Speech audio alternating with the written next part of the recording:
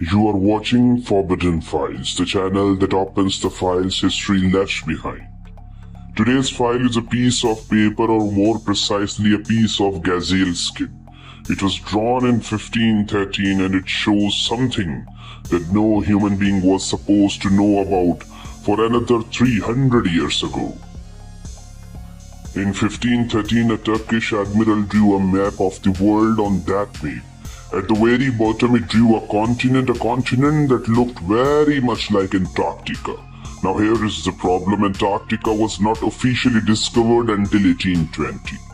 That is 307 years after this map was drawn. And yet, there it is, on a 500 years old piece of gazelle skin, sitting right now in a museum in Istanbul, Turkey, waiting for someone to explain.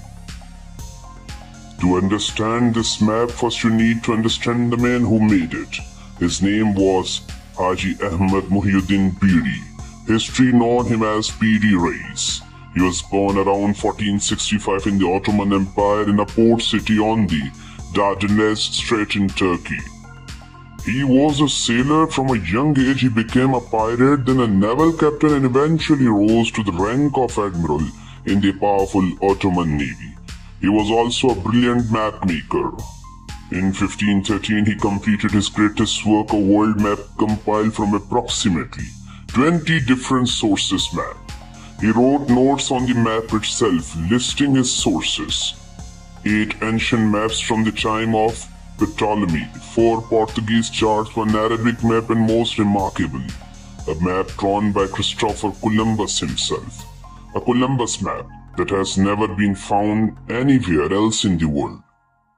Not in any archive, not in any library, nowhere. The Piri Reis Map may be the only surviving record of what Columbus actually drew. The map was presented to the Ottoman Sultan in 1517. Then it disappeared for over 400 years. Nobody knew it existed. Then on October 9, 1929, in the library of Topkapi Palace in Istanbul, a German scholar named Gustav was cataloging old documents. He found a bundle of forgotten parchments. Inside was a map drawn on gazelle skin measuring 87 meters by 63 centimeters. It was only a fragment, about 1/3 of the original full map. But what it showed was extraordinary. The coast of Europe, Africa, the Americas depicted with remarkable accuracy for 1513. And then at the bottom, a long southern landmass that nobody had any business drawing in 1513. The map immediately became a sensation. UNESCO declared it a treasure of the world memory. Today it is kept under strict environmental controls in Istanbul, too fragile even to put on public display. What is that southern landmass on the map? The theory that gripped the world was simple. In 1965, American professor Charles Hapgood published a book claiming the southern section of the Piri Reis Map shows Antarctica, drawn without ice, exactly as it would have looked more than 6,000 years ago, before the ice age covered the continent. If true, that would mean someone explored and mapped Antarctica at least 6,000 years ago. Thousands of years before any known civilization had the ships or navigation tools to travel there. Hapgood went even further.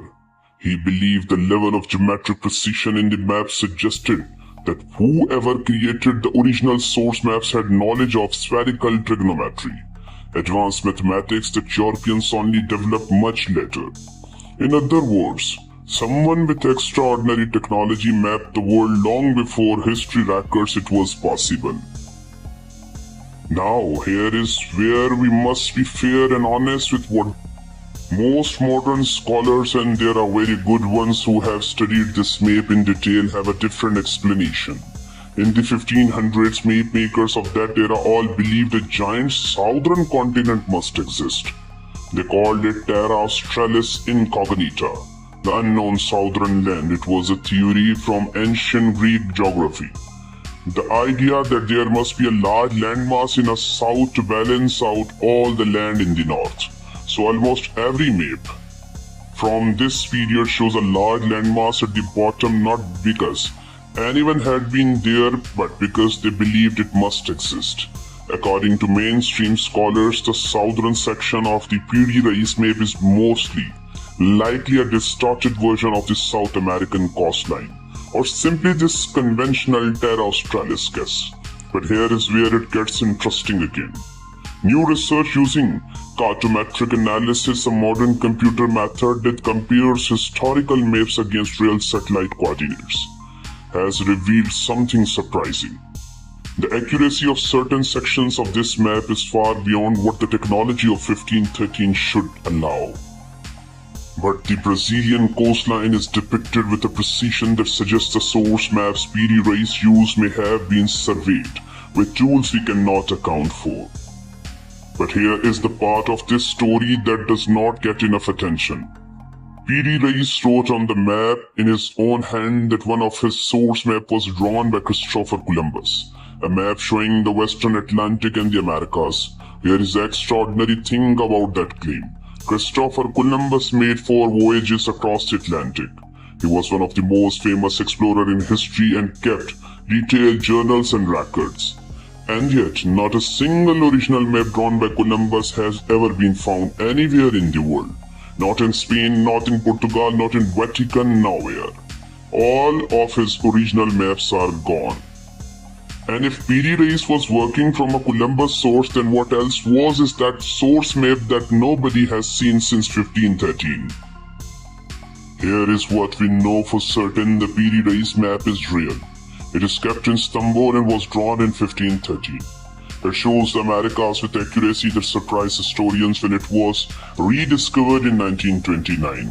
Its source material includes a map by Columbus that has never been found anywhere else in the history. A new computer analysis of the map's geometry shows a precision that is difficult to explain with the tools available in 1513.